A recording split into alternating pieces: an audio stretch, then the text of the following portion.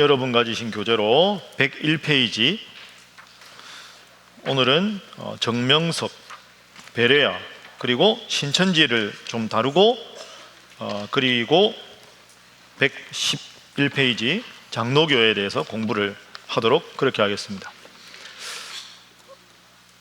자, 그런데 지난주에 하나님의 교회가 이제 제가 강의를 하고 나서 많은 분들이 하나님의 교회가 이렇게 큰지 몰랐다, 와, 이렇게 어마어마한 조직인지 몰랐다, 이렇게들 상당히 말씀을 많이들 하셨습니다.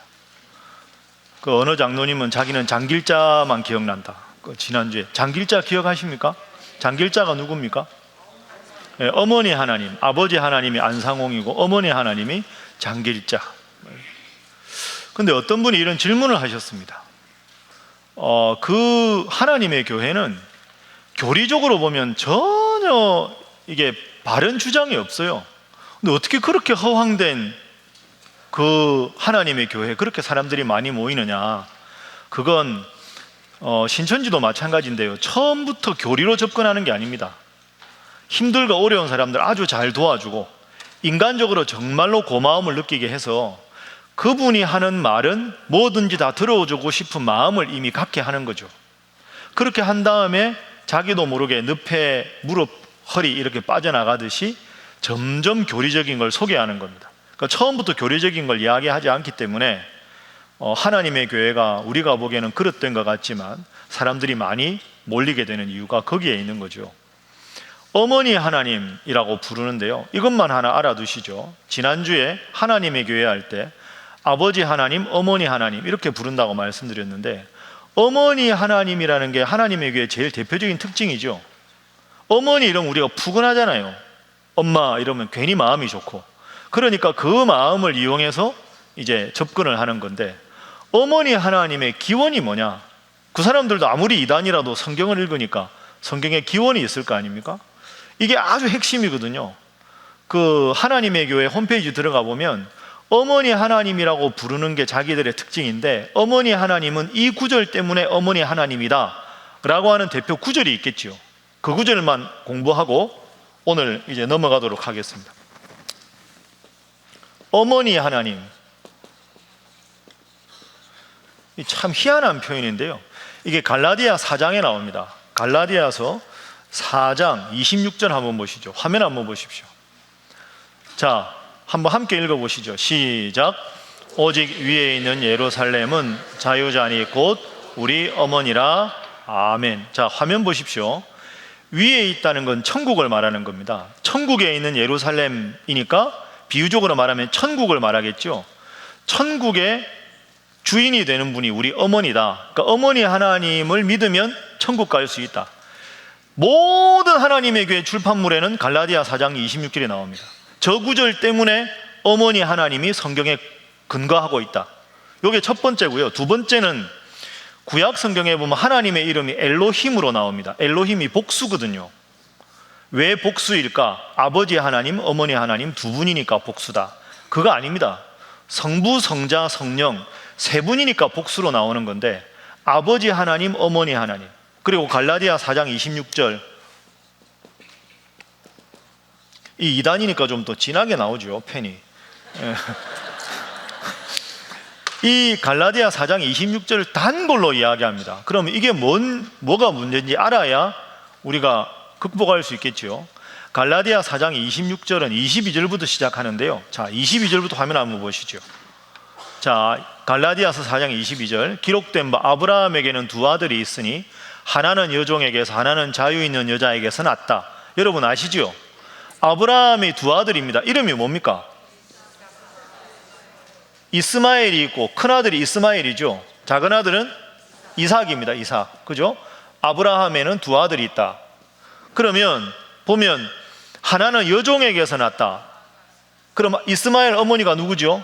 하갈입니다. 하갈. 하갈은 종이었습니다. 이삭은 누구의 소생입니까? 사라의 소생입니다. 그러니까 사라는 원래 부인이고요, 사라가 아기를 못 낳으니까 사라가 마음이 급해가지고 내 종 줄 테니까 아기 낳아라 해가지고 이렇게 낳은 거예요. 그러니까 아브라함의 두 아들이지만 여기는 종을 통해서 태어난 아들이고 여기는 정부인을 통해서 태어난 아들입니다. 이 계통으로 해서 예수님이 오시는 거죠. 아브라함의 아들 이삭, 야곱 이렇게 해서 예수님이 오는 거 아니에요. 그러니까 아들은 아들이 돼, 이건 종의 아들, 자유인의 아들 이렇게 됩니다. 그죠? 그게 22절입니다. 23절 보시죠. 여종에게는 육체를 따라 났다. 그리고 자유 있는 여자에게서는 약속으로 말미암았다. 그러니까 자유 있는 여자 사라를 통해서 결국 예수님께서 이 세상에 오셔서 우리를 자유롭게 해 주셨다, 이런 뜻입니다. 이해되시죠? 교회가 수준이 있으니까 전혀 어렵지 않습니다. 24절 핵심입니다. 이걸 꼭 기억하셔야 됩니다. 한번 읽어봅니다. 시작. 이것은 비유니 이 여자들은 두 언약이라 하나는 신의 산으로부터 종을 낳은 자니 곧 하갈이라. 자, 이것은 비유니, 이 여자들은 뭐라고요? 두 언약이라 그랬습니다. 그러니까 이 여자 두 여자 누굴까요? 하갈하고 사라죠. 하갈하고 사라는 미유라고요? 비유라 그랬습니다. 비유. 26절 다시 보시죠. 26절 25절 다음에 26절 보시죠. 26절 위에 있는 예루살렘은 자유자니 곧 우리 어머니라 그랬죠. 그러니까 어머니가 여자잖아요. 그럼 저건 비유라는 뜻이에요. 그러니까 어머니 하나님이 문자적으로 있다는 게 아니라 어머니, 방금 24절에 여자가 비유라 그랬으니까 어머니 하나님은 비유적인 거죠. 이런 뜻입니다. 25절 다시 보시죠. 24절 다음에 25절 요 앞에 거. 이 하갈은 아라비아에 있는 시내 산으로부터 지금 있는 예루살렘과 같은 곳이, 지금 있는 예루살렘, 그럼 이런 뜻입니다. 하갈을 비유적으로 말하자면 똑같은 건 아니에요. 이거는 율법이라. 율법. 율법으로 구원 얻을 수 있습니까? 없습니까? 못 얻는 거죠. 그래서 25절에 보면 지금 있는 예루살렘, 이거는 지상에 있는 예루살렘. 예루살렘은 천상에 있어야 되는데, 천국 가야 되는데 지상에 있는 예루살렘이라는 말은 율법으로는 구원을 얻을 수가 없다. 그래서 25절 뒤에 종노릇 한다는 말이 있는 거죠. 율법의 종노릇하고 천국에 갈 수 없다. 26절 위에 있는 예루살렘은 천국에 갈 수 있는, 위에 있는 예루살렘은 천국 갈 수 있다. 이거는 예수 그리스도의 뭘까요? 복음이다. 복음. 이 사라의 계통을 통해서 예수님이 태어나시니까. 그러니까 정확하게 말을 하면 하나님의 교회에서 어머니 하나님이 있다고 근거를 대는 갈라디아 4장 26절은 전혀 성경을 잘못 해석했다. 이해가 되십니까? 이쪽은 이해가 안 되시는 거예요. 자, 4장 24절 다시 보겠습니다. 4장 24절 이걸 꼭 기억하시죠. 그분들이 혹시 여러분한테 와서 봐라, 어머니 하나님이 있지 않느냐 라고 이야기하면 이것은 비유다. 이 여자들은 두 언약이다. 율법과 복음이다. 율법으로는 구원을 얻을 수 없고 예수 그리스도를 믿는 믿음으로 저 천국에 예루살렘에 갈 수가 있다. 이런 비유를 말한 거지, 어머니라는 단어를 문자적으로 해석해서 어머니 하나님이 있다는 건 전혀 성경을 잘못 해석했다. 그러니까 혹시 여러분 누가 26절 가지고 이렇게 이야기하면 24절을 한번 해석해 보세요. 어머니가 여자인데 여자가 비유라 그랬는데 그러면 어머니라는 말이 비유잖아요 라고 물으면 대답을 못하게 되어 있습니다. 저건 초등학교만 나와도 읽어보면 이해가 되는 구절이죠. 모든 설교들을 보면 저것만 나옵니다. 홈페이지 가보시면 갈라디아 4장 26절에 아예 그냥 도배가 되어 있습니다. 근데 저건 잘못 해석한 내용이다. 어머니 하나님 그런 거 아니다, 이렇게 생각하시면 되겠습니다. 옆에 분들과 인사하겠습니다. 잘못된 가르침에 빠지지 마시기 바랍니다. 다시 한번 이번에 이렇게 인사하겠습니다. 수준 있는 성도라 잘하실 줄 믿습니다. 우리 신일교회는 수준이 있는 데라 이런 데 넘어갈 이유도 없고 넘어갈 필요도 없고, 그렇습니다. 자, 이렇게 하시고 이제는 교재를 가지고 몇 군데를 좀 보겠습니다. 신천지를 좀 더 보기 위해서 앞부분은 간단하게 하겠습니다. 7번 101페이지 정명석 JMS 들어보셨죠? 이 사람이 그 여성 성적인 문제 이런 거 가지고 10년형을 받아가지고 2009년도에 감옥에 갔다가 작년 2월 달에 출소했습니다. 이 사람이 고향이 어디냐 하면 충남 금산입니다. 금산 월명동. 월명동이 성지가 되어 있습니다. 홈페이지 들어가면 월명동 성지 이렇게 되어 있습니다. JMS 교주 정명석의 이니셜이죠. JMS 애천교회였습니다. 그런데 JMS Jesus Morning Star, 내가 빛나는 새벽별이다, 뭐 이렇게 돼요. 이 사람이 원래 통일교인이었다가 나왔습니다. 그러니까 문선명은 다 됐다, 이제는 내가 재림주다, 뭐 이런 식으로 나오는 사람입니다. 1945년생이고요 충남 금산 월명동, 월명동이 아주 중요합니다. 월명동에 3번 애천선교회라고 하다가 자꾸 애천선교회가 이단이라고 하니까 이름을 바꿨습니다. 이름 많이 바꿨죠. 애천교회, 영동교회, 낙성대교회, 2호선 낙성대역 있죠. 거기 근처에 있었거든요. 서울교회, 지금은 공식적으로 기독교 복음 선교회입니다. 이 말만 들으면 전혀 이단 같지가 않죠. 이게 이단입니다. 기독교 복음 선교회 치면 JMS가 바로 뜹니다. 기독교 복음 선교회. 기독교 복음 선교회가 영어로 뭘까요? 밑에 나오는데요. CGM, 크리스찬 가스펠 미션, 기독교 복음 선교회, 크리스찬 가스펠 미션, CGM. 여러분 CGM 하니까 헷갈리는 거 있죠? 네. 기독교 방송국 중에서 CGN이 있습니다. 그러니까 이렇게 비슷하게 해야 헷갈리니까 CGM은 이단이고요, CGN TV는 기독교 계통의 방송입니다. 그죠? 크리스찬 글로벌 네트워크. 그러니까 요거는 맞는 건데 이거 이단입니다. 이단은 아주 교묘하게 합니다. 이렇게 헷갈리게 들으면 도저히 이단인지 모르게 CGM은 이단이고 CGN은 좋은 방송국이다, 이렇게 생각하시면 되겠습니다. 온누리교회에서 주로 많이 이렇게 해서 활동하는, 이건 선교사님들도 소개하고, CGN TV는 기독교 방송 선교를 위해서 아주 훌륭한 일을 많이 하는 그런 데입니다. CGN은 괜찮다, 이렇게 생각하시면 되겠습니다. 자, 넘깁니다. 주요 주장 보시면 102페이지에 30단계 교리, 이러면 JMS입니다. 2단. 이걸 평가해 보면 통일교 원리 강론을 거의 표절한 수준입니다. 교리의 핵심은 JMS가 구세주다, 이렇게 되는 거죠. 정명석이 재림예수가 근데 대법원에서 10년형을 받아가지고 감옥에 갔다가 나와가지고 5번에 나오죠. 출소했는데 지금도 세력이 남아 있습니다. 여전히 옛날처럼 힘을 얻기는 어렵겠죠. 당분간은 아마 존속할 것 같습니다. 그냥 JMS가 이단이다, 이 정도 알아두시면 되겠습니다.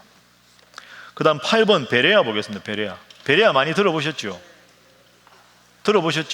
김기동 목사, 여기가 이제 우리 교단에서 1993년 그때 이단으로 됐습니다. 여기는 제일 대표적인 게 뭡니까? 귀신론입니다. 귀신론. 모든 병의 원인을 귀신으로 해석합니다. 귀신. 그러니까 이분들은 병원에 안 가는 건 아닙니다. 병원에 가기도 하는데 병을 근본적으로는 병원에서 해결할 수 없다. 근본적으로 해결하려면 귀신을 쫓아야 된다. 그러니까 여기서 아주 좋아하는 구절은 요한일서 3장 8절, 하나님의 아들이 나타난 것은 마귀의 일을 멸하려 하심이라. 그러니까 귀신 쫓는 거, 축사 이런 거 아주 많이 강조합니다. 사람이 죽으면 귀신이 된다, 뭐 이런 이제 우리나라 무속하고 연결돼 가지고. 자, 베레아 교회 이름이 뭘까요? 여기 원래 성락교회 들어봤습니까? 성락교회. 이게 엄청나게 큽니다. 제적을 10만 명이라고 자기들은 이야기합니다. 10만 명까지는 안 되고, 이 교회가 신길동에 있습니다. 영등포구 신길동. 그리고 신도림 쪽에 성락교회 세계선교센터가 있습니다. 아들이 있습니다. 김성현이라고. 근데 아버지가 수십 년을 이걸 해서 키웠다가 아들하고 좀 갈등이 있어가지고 아버지가 하다가 아들이 넘어가고 다시 지금 아버지가 하고, 그리고 또 이제 개혁파가 있어가지고, 이 김기동 씨에 대해서는 여러분들이 TV에서 많이 보셨을 겁니다. 뭐 재정적으로 목사가 뭐 한 달에 얼마를 엄청나게 많이 받고 해서 막 TV에서 최근에 엄청나게 많이 공격을 해서 상당히 좀 문제가 많은, 그래서 지금 그 안에서 갈등이 많이 일어나가지고 김기동 목사 측, 김성현 아들 측, 그 다음에 여기서 나와가지고 개혁 측 해가지고 지금 막 서로 법정 다툼하고 싸우고 있는 그런 데입니다. 여러분들이 그냥 참고하시면 되겠습니다. 베레아 하면 안 가면 된다 이렇게 생각하시면 되겠습니다. 핵심은 귀신론입니다. 귀신론. 근데 이게 우리나라 사람들한테 상당히 먹힙니다. 이게. 저도 목사인데요. 딱 이렇게 불러가지고 딱 기도 나가라 이러면 귀신이 팍 나가면 와, 저 목사님 대단하다 이렇게 될 거 아닙니까? 이게 이렇게 해서 수많은 분들이 여기에 갔죠. 그래서 여기 베레아의 아류들이 많습니다. 베레아의 아류들 여기 5번 제가 썼는데요. 과거에 그레이스 아카데미 이태화 목사에겐 드로아입니다. 베레아가 아니라 드로아. 이초석 또 이쪽 계통입니다. 엄청나게 많아졌죠. 핵심은 귀신론, 귀신을 쫓아내는 걸 아주 많이 강조합니다. 여러분, 병이 걸린 게 귀신의 장난일 수도 있습니다. 그러나 모든 병의 근본적인 원인이 귀신은 아니지요. 예수님이 제자들에게 복음을 전하라고 명령하셨을 때 제자들이 기름을 발라서 치료했다 이런 기록이 나옵니다. 기름도 바르고 병원도 가야지 모든 걸 귀신. 그러니까 여기 교인들은요, 들어가면 귀신, 제가 보기엔 노이로제거든요. 노이로제. 모든 걸 귀신으로 해석하니까 오늘 좀 기분이 안 좋네. 감기 귀신, 독감 귀신 이렇게 되는 거죠. 근데 이게 사람이 피폐해집니다. 이러면. 그러면 귀신을 쫓아내야 되기 때문에 항상 스스로에 대한 자존감이 좋을 수가 없어요. 하나님의 사람인데 하나님의 사람은 거룩하고 내가 연약해도 하나님이 나를 지키시고 이렇게 감사하고 이래야 되는데 항상 귀신에 대한 강박관념, 불안함, 내가 지금 뭔가 부정적인 생각, 귀신, 졸음 귀신 이렇게 이러면 이게 모든 걸 귀신으로 생각하는 게 건강하지가 않습니다. 예수님이 귀신을 쫓긴 하셨지만 예수님은 가르치시기도 하시고 전파하기도 하시고 귀신도 쫓아내고 병도 고쳐주신 거죠. 근데 이런 걸 너무 강조하다 보니까 여기에 문제는 성경의 내용보다는 임상적인 경험을 훨씬 더 강조합니다. 내가 귀신을 쫓아보니까 이렇더라 이러면서 귀신론이 필요하지만 필요 이상으로 너무 귀신론이 강조가 되어 있어서 모든 병을 귀신의 장난으로만 해석하게 되는 그런 문제가 있다. 혹시 여러분 중에도 귀신론에 관심이 좀 많으시지 않습니까?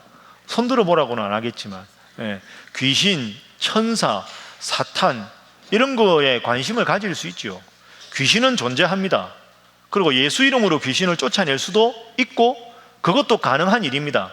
그러나 그것이 신앙의 본질적인 것은 아닙니다.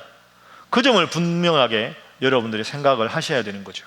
그러니까 여러분 중에서도 이제 이런 쪽으로 관심 있는 분들이 보면 내가 지금 귀신 들렸는데 저 배요한 목사님은 저 능력도 없고 저거는 아무것도 못하는 것 같은데 그걸 가야 되나 뭐 이러시는데요. 저는 그렇게 생각하는데 귀신은 두려워할 존재가 아닙니다. 여러분 귀신에 대해서 너무 심각하게 고민하지 마십시오. 왜? 제가 자주 드는 비유로 여러분 오늘 수요 성경 강의 끝나고 댁에 돌아가셨는데 식구가 아무도 없게 혼자 계신다. 여러분 혼자 들어가서 불 켜려면 어둡지 않습니까? 그럼 외롭잖아요. 그럼 불 켜면 어두우면 물러갑니다. 그런데 집에 들어가서 깜깜한 방에 불 안 켜고 무섭다 이러면 진짜 무서워요. 이 앞에 뭐가 있는 것 같다 싶으면 내 손을 잡을 것 같고 그 발이 어리석은 행동 아닙니까? 스위치 올리면 불은 들어오게 돼 있습니다. 그러니까 여러분들이 혹시라도 신앙생활 하다가 주위의 분들 중에 이런 분이 있거나 해서 나도 좀 귀신에 들렸나 뭐 이런 생각 들면 그냥 그 생각 다 접어놓고 예수님 저와 함께 해주세요. 하나님 제가 하나님 자녀니까 하나님이 지켜주십시오. 그 하나님의 이름을 부르고 예수님 이름을 부르는 게 전기 스위치 올리는 거하고 똑같습니다. 스위치를 올리는 순간 어두우면 물러가는 거죠. 스위치가 눈앞에 있는데 무섭다 이런 밤새 못 잡니다. 그러니까 귀신 때문에 계속 귀신에 신경 쓰기보다는 내가 하나님의 자녀라는 거룩한 정체성을 가지고 살아가는 게 훨씬 더 행복하고 즐거운 신앙생활이다.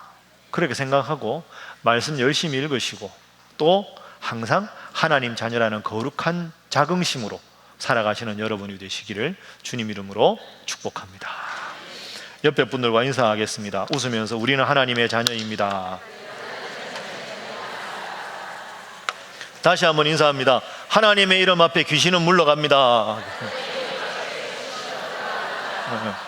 그럼요. 그렇게 생각하고 신앙생활하면 됩니다. 그러니까 항상 웃고 이렇게 귀신 이게 너무 그렇게 할 필요가 전혀 없다. 그렇게 생각하시면 되겠습니다. 자, 신천지 하겠습니다. 신천지 예수교 장막 성전 공식 명칭입니다. 103페이지. 교주가 누굽니까? 이만희라는 사람입니다. 경북 청도 출신입니다. 이만희 몇 년생일까요? 1931년생입니다. 나이가 많습니다. 이게 신천지의 최대 고민입니다. 신천지는 저를 보시죠. 관심이 많고 책만 보시고 저를 보시라니까요. 이만희는 공식적으로 신천지 안에서는 보혜사입니다. 보혜사 하면 누굽니까? 성령. 그런데 신천지에서는 보혜사가 이만희입니다. 성령 하나님은 돌아가십니까? 안 돌아가십니까? 안 돌아가시지요. 그럼 이만희가 보혜사면 이만희가 돌아가셔야 될까요? 안 돌아가셔야 될까요? 영생불사의 존재입니다. 신천지 내에서. 근데 이분이 나이가 들어가는 거죠. 1931년생이다. 이게 고민입니다. 이분 돌아가시면 신천지가 어떻게 될까? 그죠? 지금부터 내부적으로 이게 권력 투쟁이 있습니다. 차기 누구 이렇게 되고 있습니다. 그러니까 여러분이 신천지 홈페이지 가보면 영생불사 하셔야 되는 이만희 교주께서 30년 전, 20년 전, 작년, 올해 얼굴이 다르십니다. 이게 영생불사 하셔야 되는데 점점 이 연세가 많이 드셔가지고 분명히 이분 돌아가면 사단이 납니다. 신천지 안에 엄청난 권력 암투가 벌어지고 지금 벌써 그런 조짐이 생기고 있습니다. 작년까지 한 7년 정도 이상 내 영적인 부인이다 했던 김남희라는 여자가 있었습니다. 압구정 신학교에서 책임자였던. 근데 이 사람이 이만희 씨의 영적인 아내가 돼서 뭐 이렇게 잠실 운동장에서 이렇게 쫙 등장할 때 둘이 같이 등장하고 이러다가 축출당했습니다. 김남희 아웃 됐습니다. 그러니까 이만희 다음에 김남희라는 여자가 자기 대권이라고 생각했는데 이 사람이 아웃됐거든요. 그렇게 아웃된 사람이 몇 명이 있어요. 그런데 이만희 씨는 지금 나이가 들어가고 보혜사가 지금 거의 안타까운 상황에 되고 있기 때문에 신천지는 제가 보기에 몇 년 더 있으면 아주 작아지거나 권력 투쟁으로. 지난번에 이단 처음 할 때 여러분 세계 평화통일신령 가정연합 통일교 보셨죠? 그 한학자하고 문형진하고 그런 식으로 몇 개가 생길 것 같습니다. 제가 보기에 신천지가 몇 개가 생길 것 같은데 일단은 좀 보겠습니다.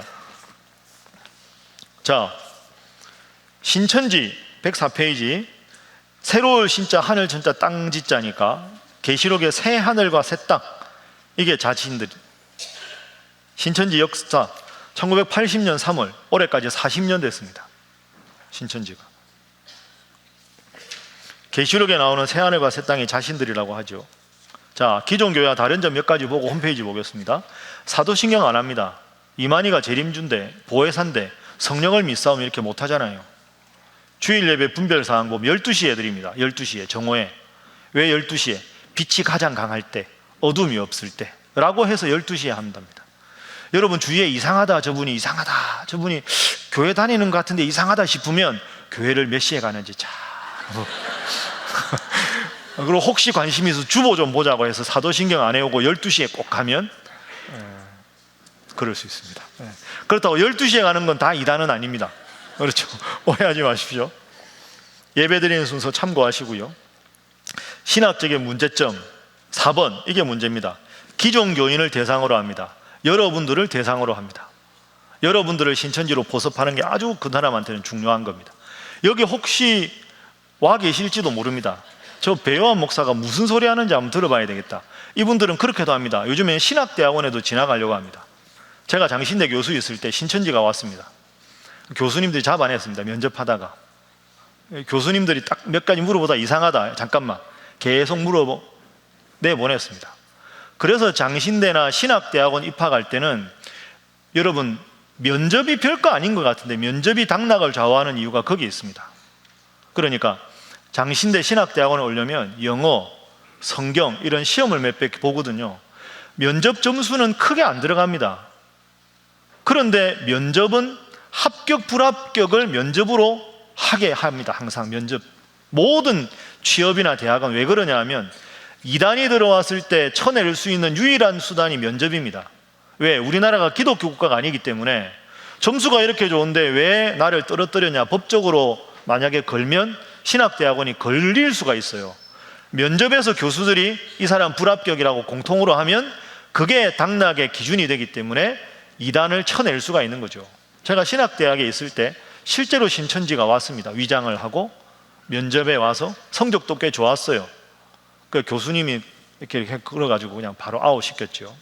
그러니까 기존 교회에도 상당히 많이 신천지가 침투해 있고 신학대학원에도 들어올 가능성이 꽤 침투했을 수도 있다. 그렇다고 다 옆에 그렇게 볼 필요는 없다. 자, 105페이지 보겠습니다. 당신 교회 성경 공부만으로 부족하니 우리끼리 성경 공부하자. 여기 레파토리입니다. 3번 성경 공부 내용이 주로 비유풀이. 따라하겠네요. 비유풀이. 비유풀이를 아주 즐겨합니다. 신천지 하면 비유풀이입니다. 뭐 하는데 비유풀이 이러더라. 이상하다. 이렇게 생각하시면 됩니다. 그러니까 뭐 우리 신일교회 성경 공부하는데 말씀 속으로 하는데 그 시시하다. 우리끼리 하자. 그리고 밖에 나가서 하면서 교회 절대 말하지 마라. 이러고 하는데 비유풀이다. 거의 100% 신천지다. 아니 성경 공부하면 말해도 되잖아요. 절대 말 못하게 합니다. 폐쇄적인 입단이기 때문에. 성경의 비유는 아무나 풀 수 없다. 그리고 받은 자만 풀 수 있다. 그 자가 이만희다. 5번 이만희는 이 비유를 풀도록 해석된 자이기 때문에 이만희가 있는 신천지에 와서 배워야 성경을 제대로 풀 수 있다. 이만희는 약속된 목자, 성경에 예언된 이긴 자, 보혜사, 심판자, 인치는 자, 생명책에 농명하는 자, 천국에서 뭐 하여튼 뭐 좋은 거는 다 이만희로 갑니다.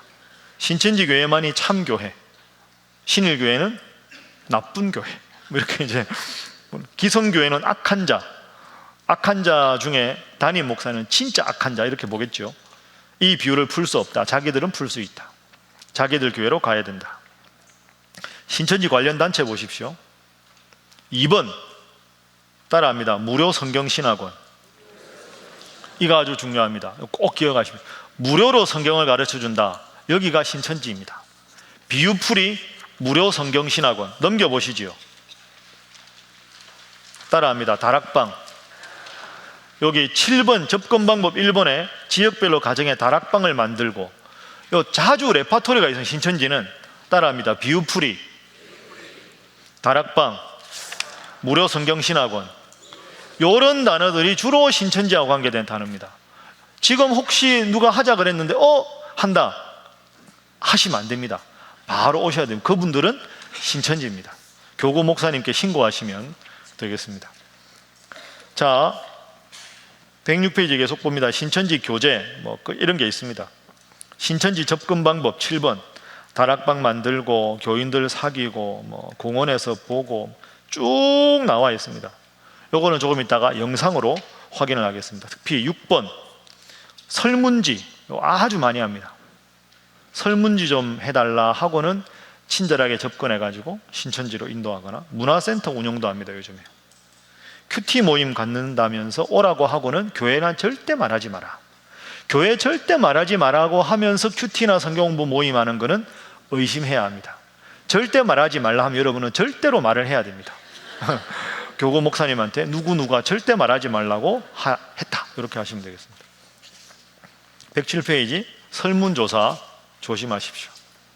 설문조사 구체적인 예가 1번부터 6번까지 있으니까 여러분 요거 한번 보시면 되겠습니다. 자, 제가 몇 가지 샘플을 말씀드리겠습니다. 이제 저를 보시죠. 신천지가 접근하는 방법이 여러 가지가 있습니다. 엄청나게 다양한 변종이 있습니다. 여러 방법을 시행착오를 겪어서 쫙 해보고 그 방법 중에서 이 방법이 제일 좋다고 된 것들을 자기들끼리 또 토론을 해가지고 그 중에서 실패한 방법은 버리고 이거 진짜 효과가 좋더라 하는 방법만 가지고 또 교육을 하고 그걸 가지고 해서 또 수명이 다 되면 더 기가 막힌 방법을 개발하고 그런 식으로 해서 신천지가 전도합니다. 전도하는 몇 가지 레파토리를 예를 한번 들어보겠습니다. 제가 과거에 한번 여러분에게 소개했는데요. 예를 들어서 우리가 153 새생명 초청잔치를 한다. 교회에서 전도해야 될 거 아닙니까? 그럼 예를 들어서 약수역에 전도를 한다. 그러면 이제 여러분 중에 한 분이 신천지다. 그런데 친한 분 둘이서 하는데 예를 들어서 A가 있고 두 분이 가는데 A가 있고 B가 있는데 이건 여러분이고요. B가 신천지인데 우리 신일교회. 그럼 같은 신이군요. 이건 잘못이고 이건 동그란 신이고 이렇게 된 건데. 예. 요 신천지인데 신일교회 가장에서 5년이고 10년이고 다니고 있다. 그러면 A, B 두 분이 약수에 걸어가서 전도지를 들고 전도를 할 때 이 B가 C한테 미리 연락을 해놓는 거죠. C한테. 이 C는 신천지입니다. 그러면 A하고 B하고 전도를 이렇게 막 하다가 전도하기 힘들어요 뭐 이러다가 그냥 이렇게 있는데 저기서 누군가 오는데 이 B가 어머 집사님, 그분이 어머 웬일이세요? 어머 저 여기 교회 다니는데 여기 웬일이세요? 나 여기 이사 왔는데요 남산타운. 언제? 지난주에. 교회 정인. 어머 할렐루야. 어머 주님이 예비하셨네.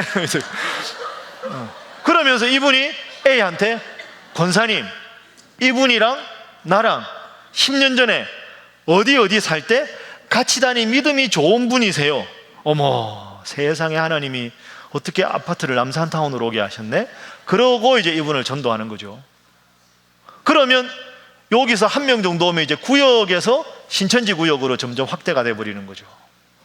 그러니까 전혀 상상을 못할 방법으로 씁니다. 미리 딱 맞춰놓고 이렇게 하면 여러분도 안 속겠습니까? 그런 경우.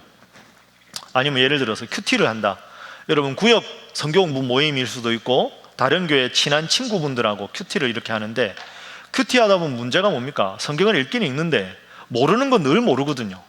읽다가 은혜는 받는데 이게 무슨 뜻일까? 아무리 생각해도 모를 때 그것도 교구 목사님께 여쭤보려니까 죄송하고 여러분들끼리 하려니까 한계가 있고. 그러면 예를 들어서 A, B, C, D, E 5명이서 큐티를 하는데 요 C가 신천지다. 다른 사람들은 아닌데 그럼 이 C가 조심스럽게 이렇게 말하는 거죠. 우리끼리 큐티하는 건 참 좋긴 한데 모르는 게 너무 많은데요. 제가 기도하고 후원하는 선교사님이 한 분 계신데요. 저기 중국 선교사님인데 요즘 중국 선교가 너무 힘들어서 추방당해서 와 계시거든요. 그래 다른 나라로 지금 선교사 가시려고 기도 중이신데 이분이 추방은 당했고 다른 나라 가려면 한 6개월 정도 시간이 있으니까 이분하고 지난번에 뵀는데 혹시 성경 읽다가 모르는 거나 기도할 거 있으면 좀 연락 달라 그랬는데 제가 이분에게 혹시 우리 모임에 한 번쯤 오실 수 있는지 한번 여쭤볼게요. 그럼 선교사님이라니까 어머 그런 분이 있으면 오시면 좋죠. 그러면 이제 F 이분이 오는 겁니다. 그럼 그 다음 주에 큐티 모임 하는데 선교사님이니까 선교 이야기도 하고 성경 공부 모르는 거 물으니까 술술술 대답하시는 거죠. 그러면서 이분이 이 신천지 이분이 참 제가 여러분들 만나게 하려고 하나님께서 또 이렇게 오게 하신 것 같습니다. 제가 언제 선교 나갈지 모르지만 시간 닿는 대로 여러분을 위해서 이렇게 함께 말씀을 나눌 수 있도록 그렇게 어머 할렐루야 뭐 이렇게 그러면 이 선교사님이 이 구역을 접수하는 거죠. 그러면서 처음에는 전혀 안 그러다가 조금 업그레이드 해야 될 필요가 있습니다. 비유가 무슨 말인지 모르시잖아요. 제가 그럼 비유 시리즈로 좀 말씀드릴게요. 비유 이러면서 하다 보면 선교사님이라고 좋아했는데 자기도 모르게 점점 가랑비에 옷 젖듯이 빠져버리는 거죠. 그러다 보니까 내가 신천지가 됐는데도 신천지가 된지도 모르는 상황이 생겨버리는 거죠. 이러면 구역이 통째로 넘어가는 상황이 생깁니다. 교회를 통째로 넘기는 작전이 있습니다. 이건 신천지에서 말하는 아주 유명한 산 옮기기 작전이라는 게 있습니다. 산 옮기기 작전은 우리 신일교회 정도 사이즈는 좀 어렵습니다. 산 옮기기 작전은 주로 50명에서 100명 정도 되는 교회에서 쓰는 방법, 신천지가 쓰는 방법입니다. 아까 말했듯이 이렇게 전도해가지고 들어오는 거죠. 아니면 이사와서 들어오고 그러면 한 5, 60명 되는데 신천지가 이사오고 전도당해서 오는 척 해가지고 한 10명 정도 이분들이 진짜 열심히 하는 거죠. 열심히 해가지고 50명, 100명 인원이 필요하잖아요. 열심히 할 사람이 11조도 열심히 하고 새벽기도도 나오고 이 사람들이 구역장도 하고 여전도회도 하고 남성교회 임원도 하고 이래서 이 사람들이 점점 요직을 차지하게 되는 거죠. 그러면서 어느 날 예를 들어서 내가 새벽기도 때 그날따라 헌금을 200만 원을 했는데 헌금 명단에 내 이름이 없더라. 저 목사님이 그런 것 같다. 어머, 나도 그런 일이 있었는데 난 벙어리 난가슴 앓듯이 가만히 있었는데, 이러면서 신천지 이쪽에서 목사님이 이런 비리가 있다, 이런 비리가 있다, 이래가지고 몇 군데 해가지고 목사님 사실을 말해라, 나는 그런 적 없다, 거짓말하지 마라, 나도 그렇다, 나도 그렇다. 모르는 사람들 보기에는, 그러고 보니까 목사님이 그때 이상했다, 그때 여행 갔지, 어머 그 돈이 거기서 나왔네, 이제 이런 식으로 이제 맞추는 거죠. 그러면 우리가 이 목사님 하지 말자, 나가라, 그러면 목사님을 쫓아내는 거죠. 그리고 신천지 핵심이 남고, 아까 말했듯이 그럼 당장 목사님 어디서 구하냐? 이 정도 규모에서 구하기 힘들잖아. 내가 아는 선교사님이 있는데 이분을 일단 모셔서 몇 달이고 말씀을 듣게 부탁을 한번 해볼게. 그럼 들어오는 거죠. 그러면 신천지 교회가 돼버리는 거죠. 그러면 그 교회가 산을 통째로 신천지로 옮겼죠. 이게 산 옮기기 작전입니다. 이런 식으로 해서 주로 이제 교회를 무혈 입성하는 방법입니다. 그리고 또 하나, 꽃뱀 작전이 있습니다. 이건 좀 말이 그런데요, 이제 이렇게 열심히 하는 여자 집사님들, 젊은 여집사님 이런 분들 중에서 막 주중에 일 없으니까 청소도 하고 꽃꽂이도 하고 막 이렇게 오다가 어느 날 너무 열심히 하시는 분인데 몸이 너무 안 좋다, 너무 안 좋아서 목사님 기도 좀 해주세요. 그 목사님이 계시니까 이제 혼자 오면 의심받으니까 신천지 둘이가 아닌 척하고, 목사님 저 죄송한데 기도 좀 해주세요 하고 기도하러 들어가서, 목사님이 혼자도 아니고 둘이니까 뭐, 예 들어오세요, 작은 개척교회 방이 몇 개 있을까요? 목사님 방에서 기도하는데 기도 중에 갑자기 이렇게 오해할 만한 제스처를 취하고 옆에서 그걸 사진을 찍고, 어머 목사님이 성추행을, 이렇게 꼼짝없이 딱 걸리는, 목사님이 아니라 그러면 두 사람이 다 나는 당했다, 나는 봤다, 목사님 그럴 수 있냐? 그러면 아까 신천지 그쪽에서 나도 지난달에 저분이 이상한 말을 하더라. 목사님은 이게 누구한테 무슨 하소연을, 아니라 그래도 어머 세상에, 그러고 보니까 눈빛이 이상해서 그때 뭐 이렇게 이제 하면 목사님 또 쫓아내는 거죠. 그러면 자연스럽게 또 이제 신천지가 그 교회를, 아주 방법이 교활합니다. 여러분 이런 식으로 당하면, 저도 목사지만 목사는 도덕적인 게 참 중요한데, 제가 아무리 아니라 그래도 여러분 몇 명이서 뭐 이러면 이게 그래서 저는 제 방에 여러분들 안 오게 하는 겁니다. 제 방에 오지 마십시오. 그래야 합니다. 아닙니다. 네. 그러니까 이제 우리 부목사님들 방하고 제 방하고 사이에 보면, 그래서 유리로 문이 있는 겁니다.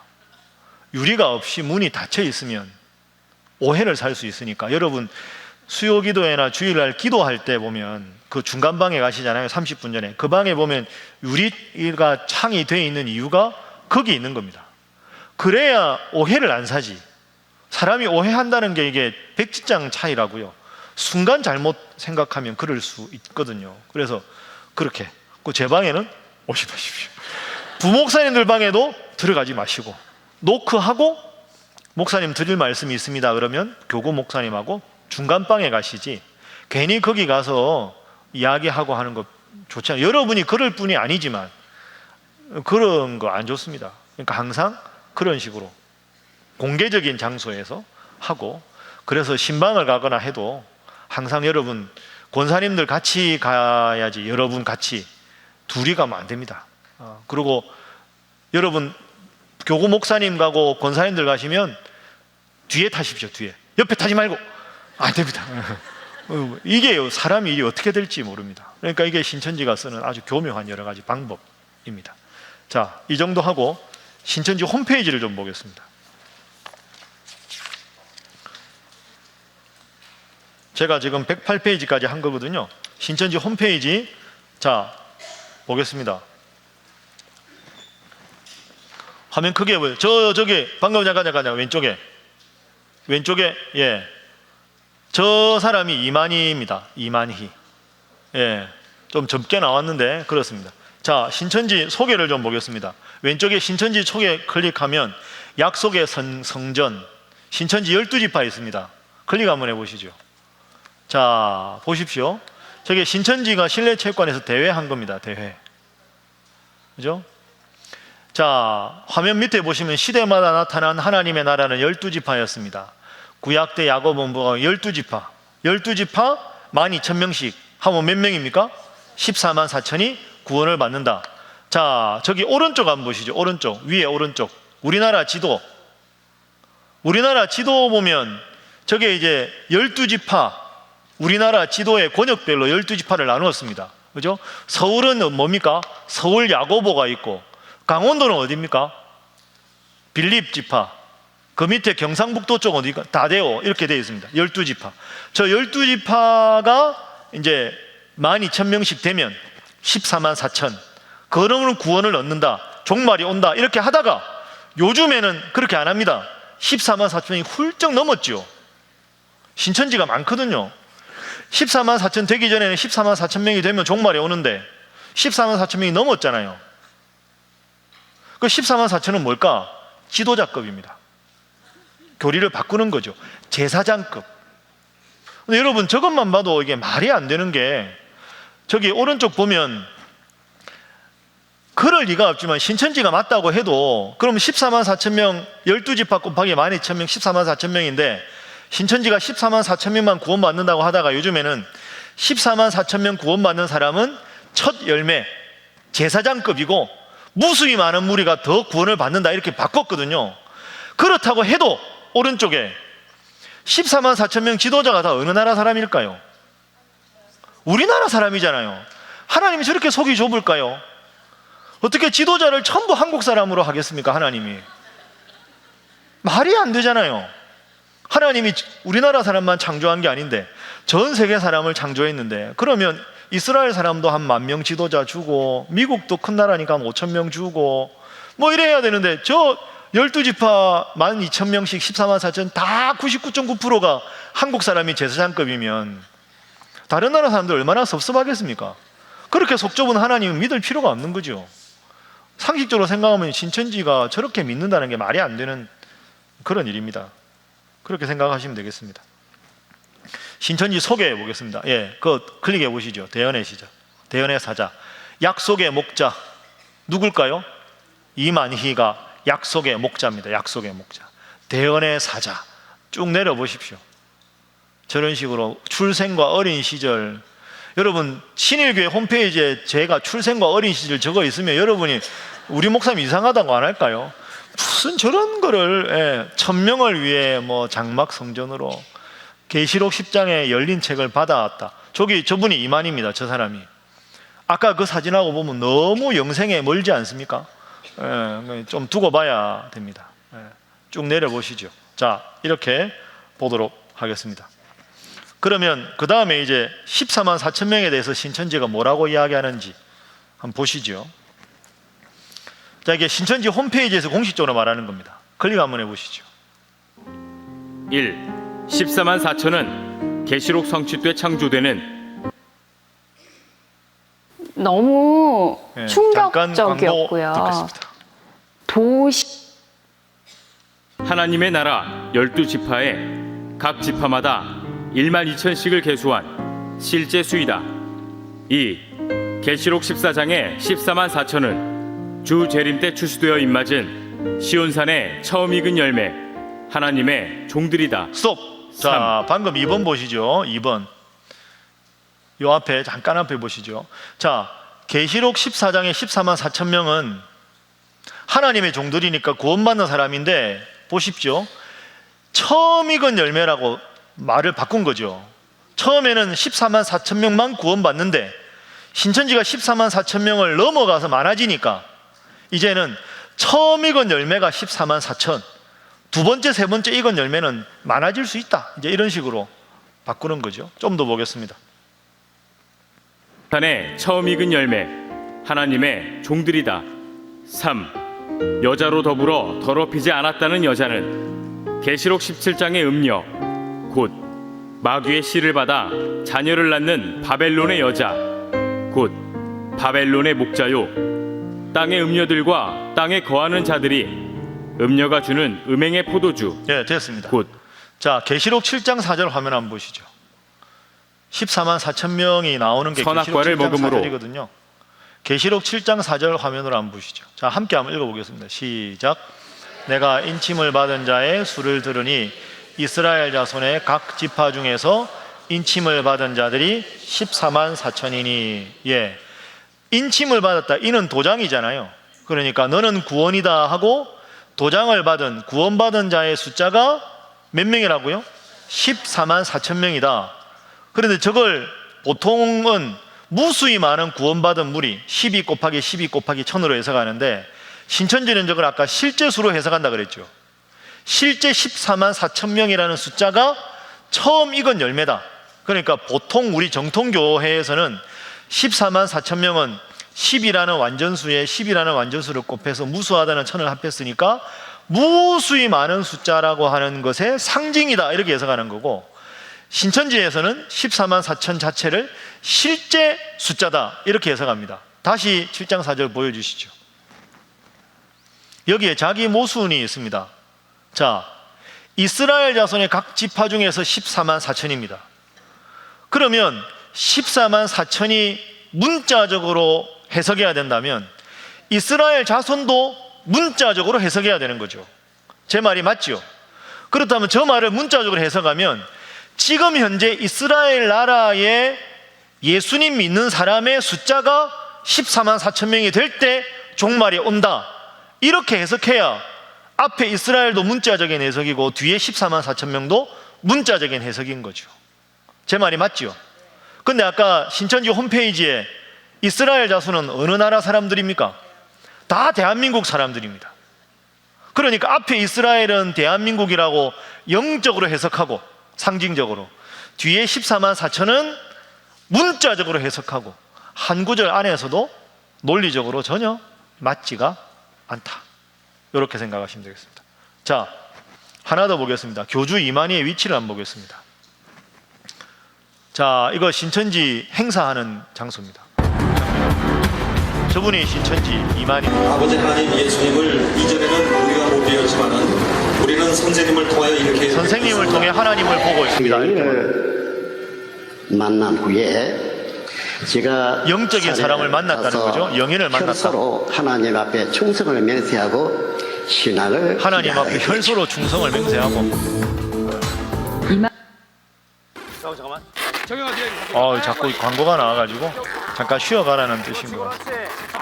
이만희는 그동안 스스로 총회장이라는 직함을 가지고 자신은 육신이 죽지 않는 이 시대 구원자이자 인간 보혜사라고 주장하며 신천지 신도들을 이끌어왔습니다.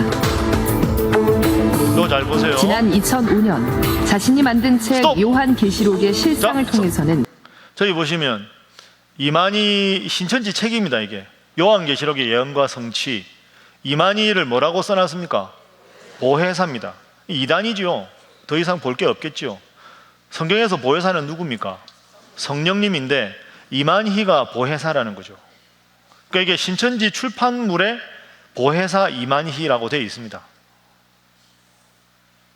그러니까 성령 하나님은 영생불사를 하셔야 되는데 앞으로 몇 년을 두고 보면 보혜사인지 아닌지가 정확하게 알지 않겠습니까? 보혜사 이만희 이렇게 되어 있다. 저게 아주 중요한 점입니다. 이제 마지막으로, 끝난 건 아니고 신천지 마지막으로, 지금부터는 신천지가 여러분들을 어떻게 현혹하는지 접근법을 다 정리해 놓은 게 있습니다. 여기 한 4분 좀 넘는데요. 한번 잘 보십시오. 신천지의 접근법.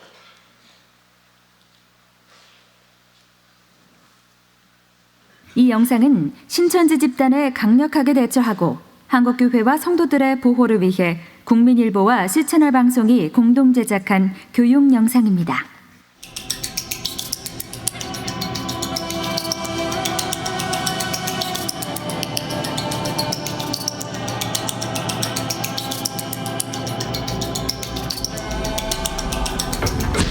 신천지가 가장 두려워하는 것은 무엇일까?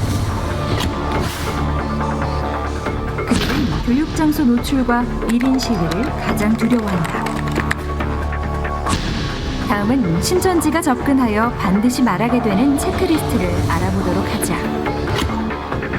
성격 행동 유형 검사, 미술 볼륨 좀 심리 높여주시고 앞에 약간 불 좀 꺼주세요. 우울증 스트레스 테스트, 애니어그램, MBTI 검사, 힐링 스쿨, 각종 설문, 5분 스피치 평가 등에 참여한 적이 있다. 누군가 나에 대한 꿈을 꾸었다며 신앙 이야기를 하며 접근한 적이 있다. 주변에서 신앙 상담, 신유, 영적 능력이 탁월한 사람이 있다는 제안을 받았다. 교회 밖에서 성경 공부, 큐티 모임, 영성 훈련 교회 등의 밖에서, 신앙 저게 모임을 중요하죠. 해보자는 교회 밖에서. 권유를 받았다. 교회 밖 성경 공부를 인도하는 교사는 목사, 전도사, 사모, 침대원생, 간사, 선교사 등이다. 성경 공부 교사가 성경 공부하는 것을 다른 사람에게 알리지 말라라고 말했다.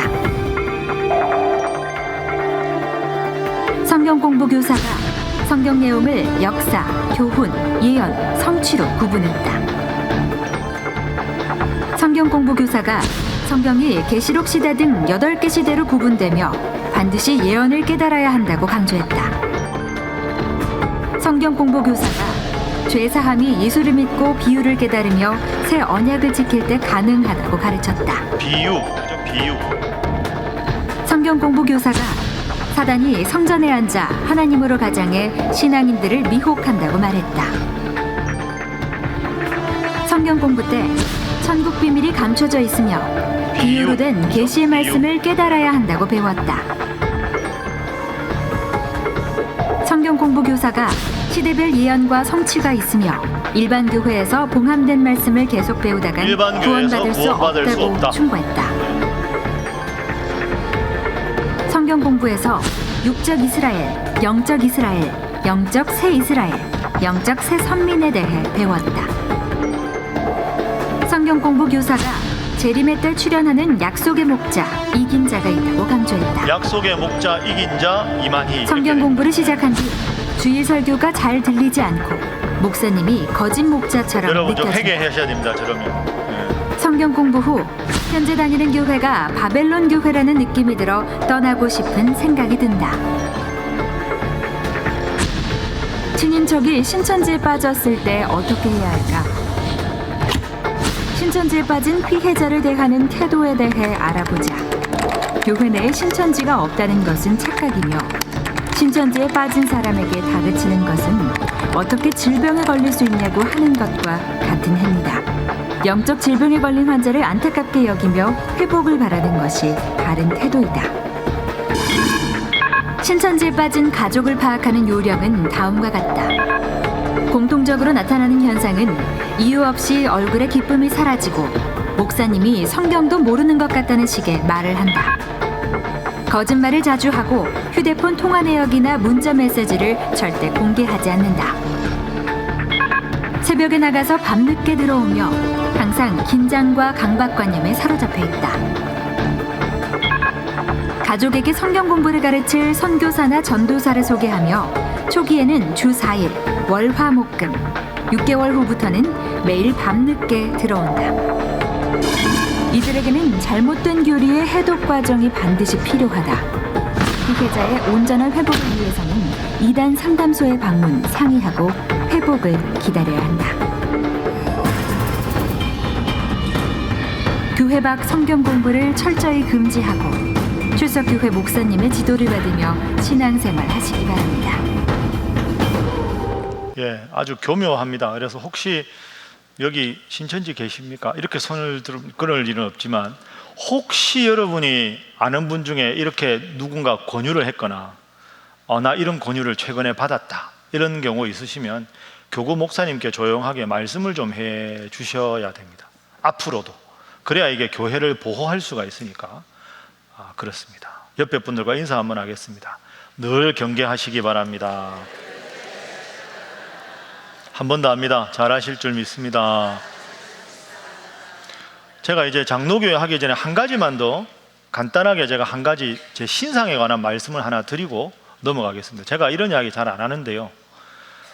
이단이 보통 교회를 공격할 때 신천지도 보면 한기총 속해 있는 교회는 이렇게 가르치고 우리는 이렇게 가르치고 그래서 우리가 맞다 이러면서 마치 정통교회에서 가르치지도 않은 걸 가르친 것이라고 요즘에 이른바 말하는 거짓 뉴스 있지요. 거짓 뉴스를 많이 퍼뜨려 가지고 기존의 교회나 목사님들을 어렵게 하는 경우가 있습니다.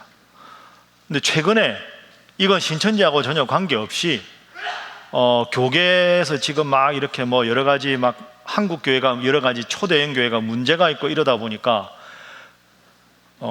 구체적으로 말씀드리면 우리 교단의 초대형 모 교회가 세습을 해가지고 지금 우리 교회단이 아주 어려운데 그 세습에 대해서 또 다른 초대형 교회 최근에 은퇴한 목사님 한 분이, 제가 뭐 말씀드리면 다 아실 만한 목사님인데, 이게 소망교회 은퇴하신 김지철 목사님이 세습은 잘못됐다, 신약 성경 교수님이셨으니까 그렇게 해서 지금 교단 안에서 조금 세습이 맞다 틀리다 이렇게 되면서 인신공격성, 음해성 거짓 뉴스가 재생산되는 경우가 꽤 있습니다.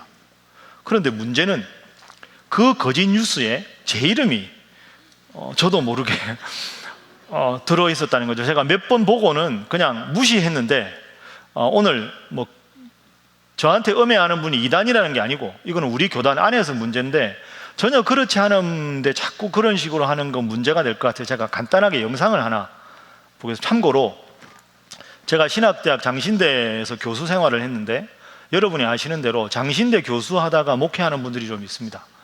근데 저를 가르친 선생님 중에서 여기 세문안교회 이수영 목사님이 이미 이제 재작년에 은퇴하셨고, 저희가 배웠던 장신대 교수하다가 목회하는 유일한 분이 소망교회에 계셨던 김지철 목사님이신데, 저한테는 선생님이신데, 그분이 이제 세습에 대해서 비판하니까 그분하고 이렇게 이상하게 하여튼 엮어가지고 마치 심각한 문제가 있는 것이냐 하는 경우가 있습니다.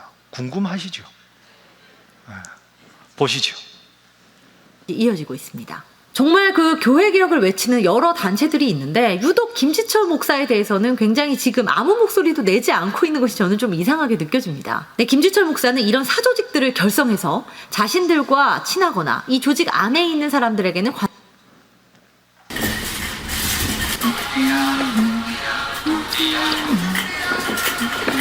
반대한 모습을 보여주면서 함께하지 않거나 기존의 조금이라도 경쟁 교회라고 생각하면 굉장히 조그만 문제도 부풀려서 크게 비판을 하고 사회 언론에까지 시끄럽게 교회 망신을 주는 등의 행보를 이어오고 있는 것이죠. 예장통합뉴스는 이러한 사조직들을 하나회다라고 지칭을 하고 있습니다. 하나회가 뭐냐고요?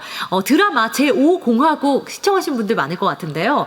이분들은 이 조직이 어떤 건지를 많이 아실 겁니다. 군부 독재 시절에 군대 안에 있던 굉장히 무시무시한 쿠데타를 이끌기도 했던 군대 내 사조직인데요.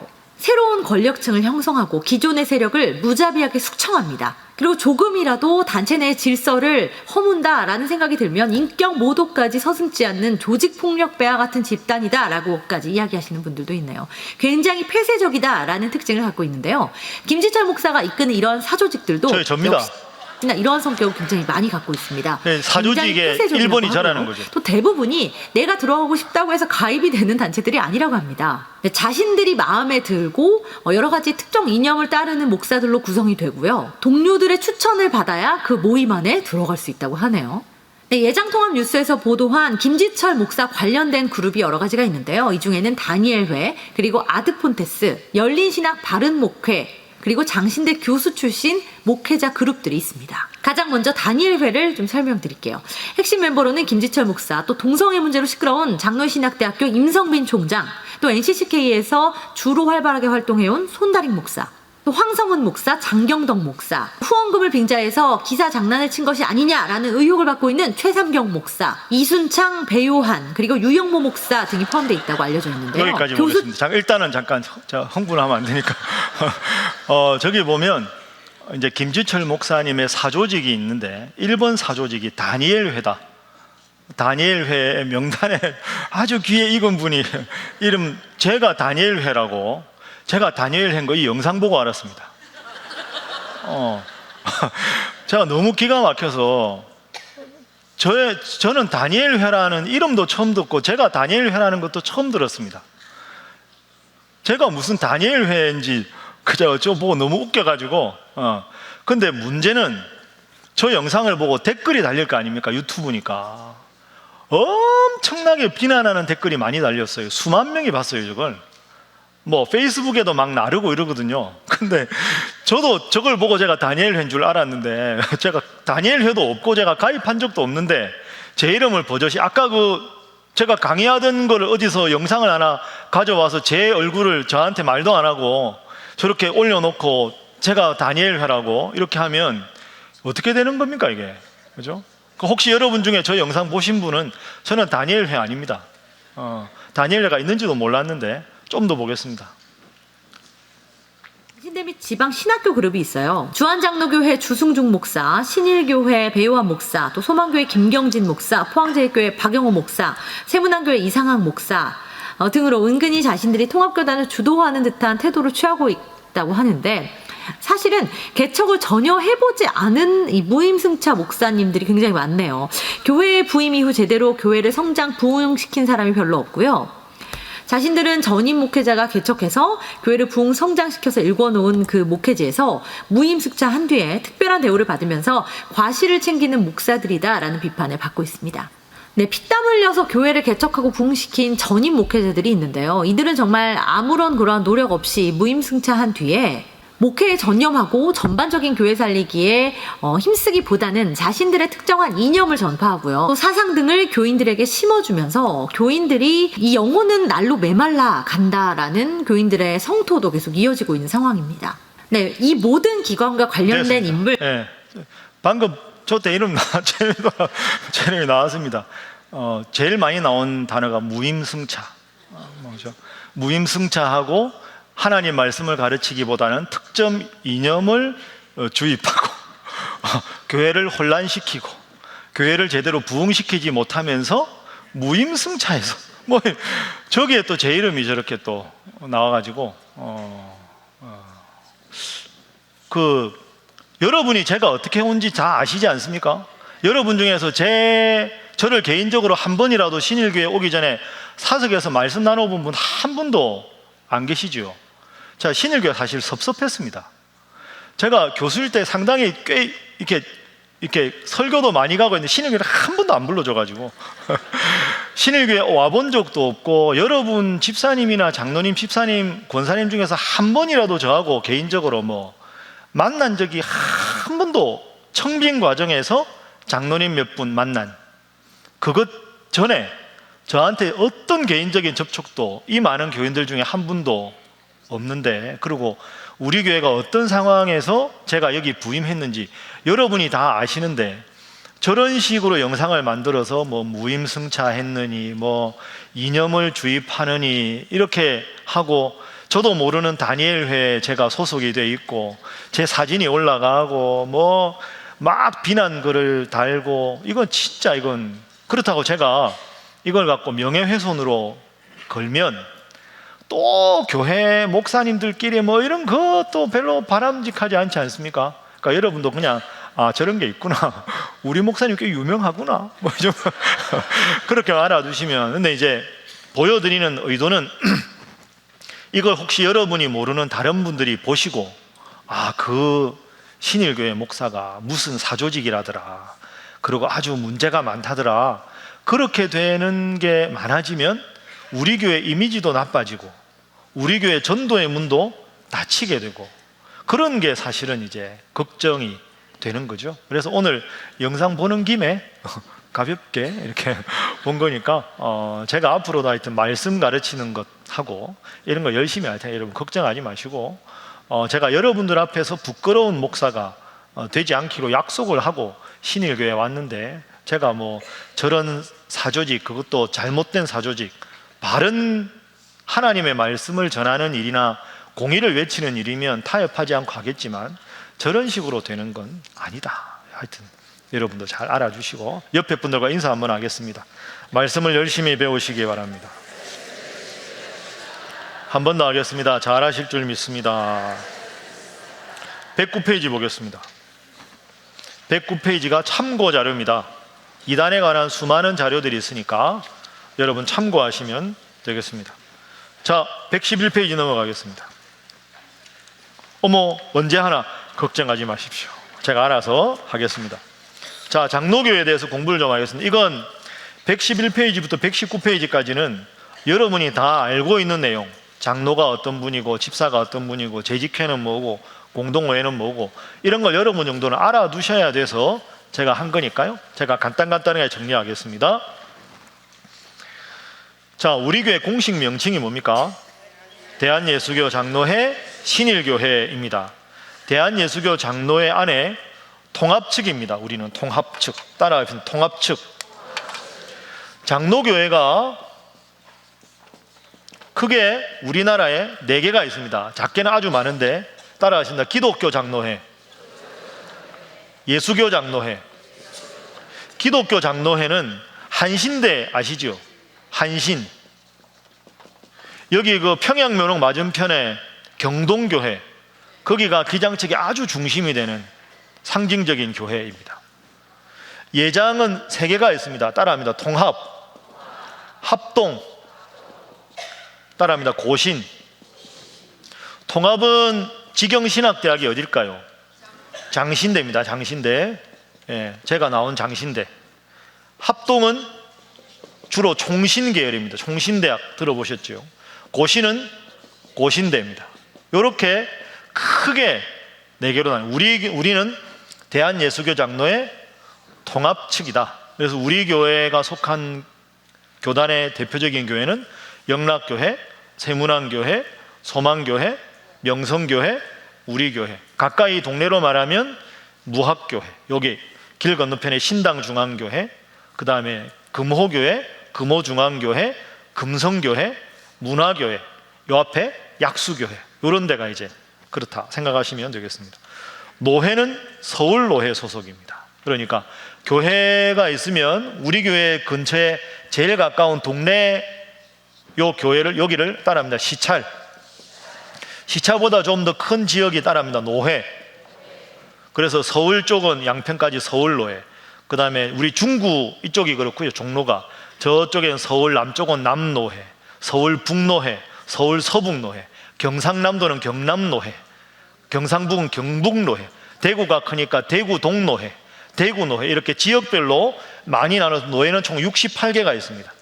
그러니까 우리 신일교회는 대한예수교 장로회 통합측 서울노회 성동시찰 신일교회다. 그냥 지역연합이다 이렇게 생각하시면 되겠습니다. 교단본부는 종로 5가 100주년 기념관 그 옆에 새로 지었습니다. 정치제도로 본 교회, 이거는 간단하게 봅니다. 교황제도는 어딜까요? 네, 가톨릭 로마 천주교회. 감독제도는 영국, 예, 성공회 모르셔도 되고요. 회중교회는 그냥 회중들이 독립적으로 자발적으로 하는 데입니다. 우리가 중요한 거는 4번입니다. 4번. 우리는 장로교회입니다. 한번 따라합니다. 장로교회. 자, 화면 보시죠. 장로교회는 장로 중심의 교회 이런 뜻이 아닙니다.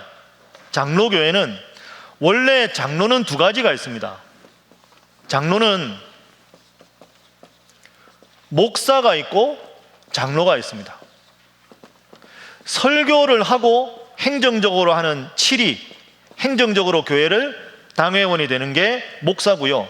칠위를 주로 하는 게 장로입니다. 그러니까 우리가 지금 장로교회다 하는 거는 평신도 대표인 장로님들 중심 교회다 하는 뜻이 아니고 성직자의 대표인 목사와 평신도들 전체의 대표인 장로가 함께 당회를 통해서 모든 걸 결정해 나가는 시스템이 장로교회입니다. 그래서 우리 교회에서 예를 들어서 중요한 의결기관의 당회지요. 당회는 목회자들이 다 들어가고요. 목사들이. 장로님들은 여러분들의 대표자가 되는 겁니다. 평신도들 한 분 한 분이 다 당에 들어오면 2,000명이 당회할 수 없잖아요.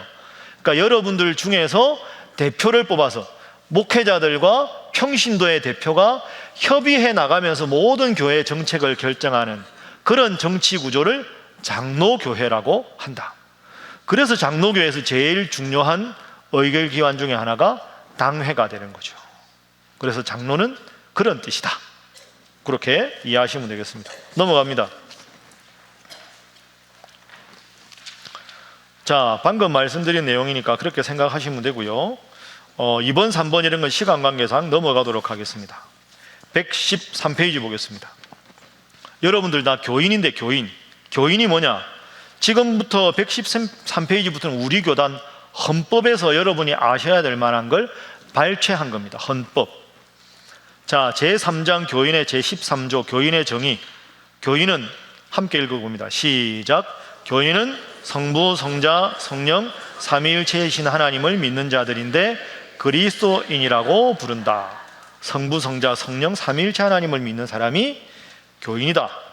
교인은 원입교인, 유아세례교인. 유아세례는 세례교인의 자녀 2살 미만이어서 유아세례를 받은 아이, 유아세례교인. 부모가 다 세례받을 필요는 없고 한쪽만 해도 된다. 그 다음에 15세 이상 성인 세례를 받은 분들을 세례교인이라고 한다. 교인의 의무 중요합니다. 교인의 의무는 함께 읽습니다. 시작. 교인의 의무는 공동예배 출석, 봉헌과 교회 치리에 복종하는 것이다.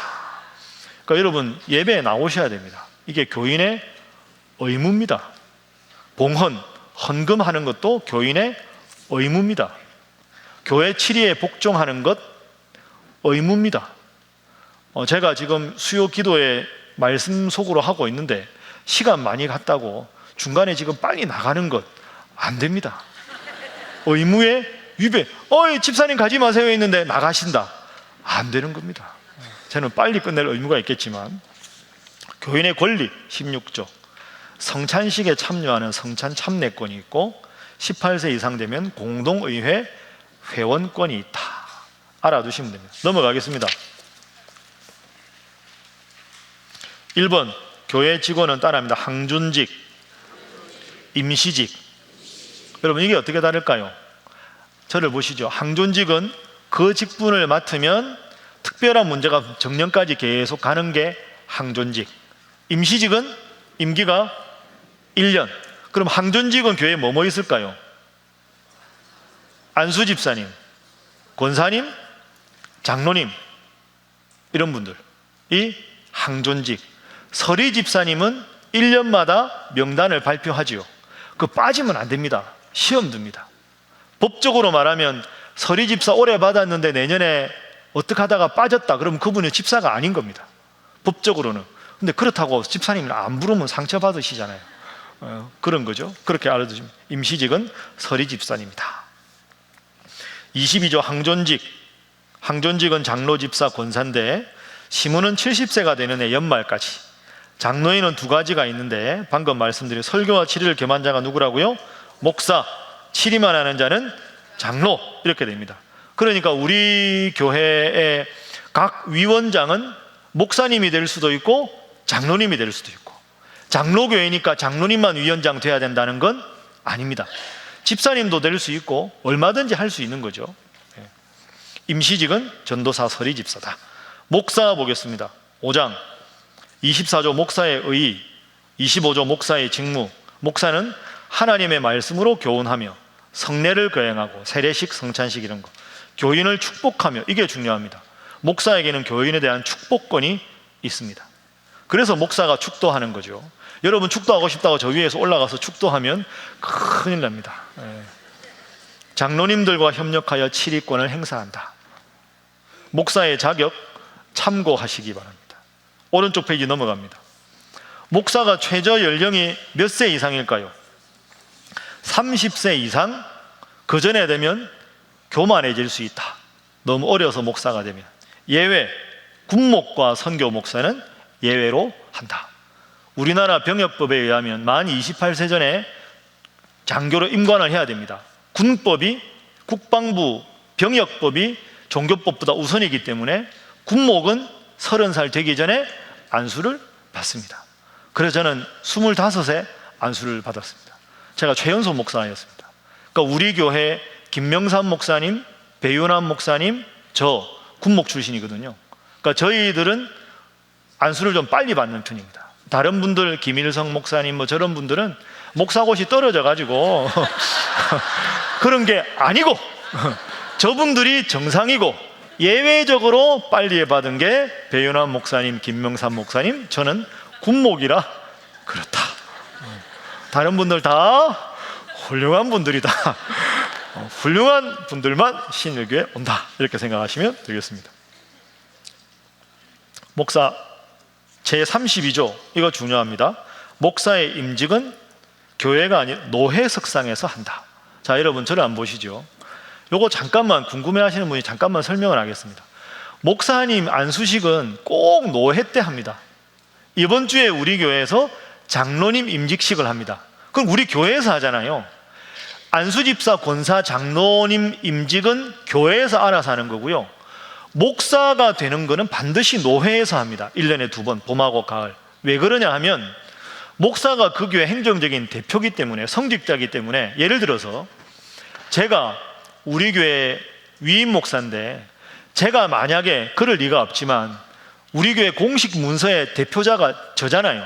그럼 제가 그 서류를 다 들고 갔다 이러면 큰일 나는 문제 아닙니까? 그리고 제가 만약에 이단에 빠졌다 그러면 이 교회의 모든 재산이 다 이단께 되어버리죠. 그래서 그런 거를 교회 성도들을 보호하기 위한 안전장치로 목사는 반드시 노회 소속으로 되어 있습니다.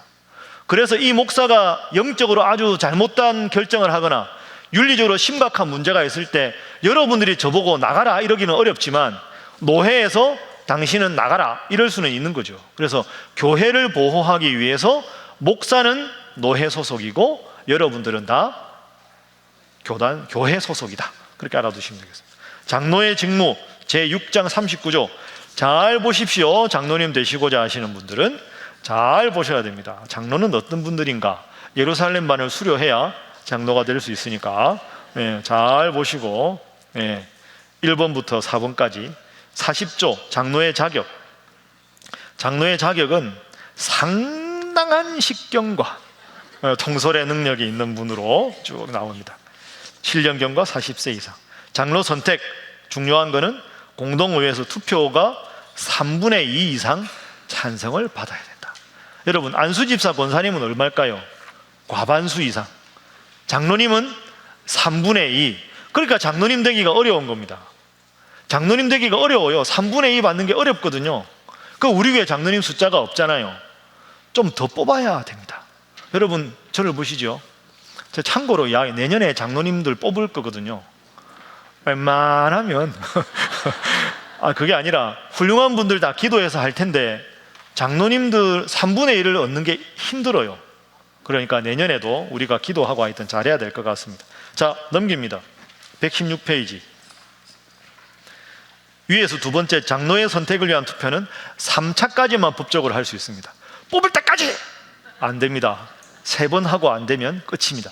그래서 올해 한 분 장로님 이번 주일날 이제 임직하는 거죠. 그래서 3차까지만 할 수 있습니다. 그러니까 3분의 1을 얻어야 되고 3차까지. 그러니까 쉽지가 않아요. 여러분 기도 많이 해주십시오. 장로 임직 참고하시고요. 44조 1번 원로 장로님이 있고 은퇴 장로님이 있는데 장로님 된 후에 20년 이상 된 분 중에서 추대하면 원로 장로. 원로 장로님 되기 힘들어요. 그러면 최소한 50세 이전에 장로님이 되셔야 되는데 그게 어렵잖아요. 그리고 원로 장로님들은 되기가 어렵다. 집사 및 권사, 여기서 집사는 안수 집사님 말합니다. 직무, 자격 알아서 보시고요. 하나만 짚어보죠. 51조 2항 35세 이상 된 남자라고 법적으로 되어 있는데 우리 교회는 어떻게 합니까? 40세 이상으로 합니다. 자, 여러분 생각해 보세요. 저를 보시죠. 35세 이상이 법인데 30세 이상으로 하면 위법이 되는 겁니다. 근데 35세 이상 안에서는 조정이 가능한 거죠. 너무 이런 나이에 안수 집사님 되는 게 좀 그렇다 해서 우리 교회는 40세 이상, 권사님들은 35세 이상인데 50세 이상. 너무 또 숫자가 많아지니까 그렇게 제한을 법적으로 하고 있다. 오른쪽 넘어갑니다. 권사님들 잘 보십시오. 권사는 단정하고 참소하지 아니하며, 참소한다는 말은 이 말 저 말 옮기고 상처 주는 말하고 상처 줘서 마음 아프게 하는 일은 없어야 된다 이런 거죠. 35세 이상 된 여자 만 50세 이상으로 우리는 하고 있습니다. 과반수 득표로 가능합니다. 집사 및 권사 임직은 교회가 한다.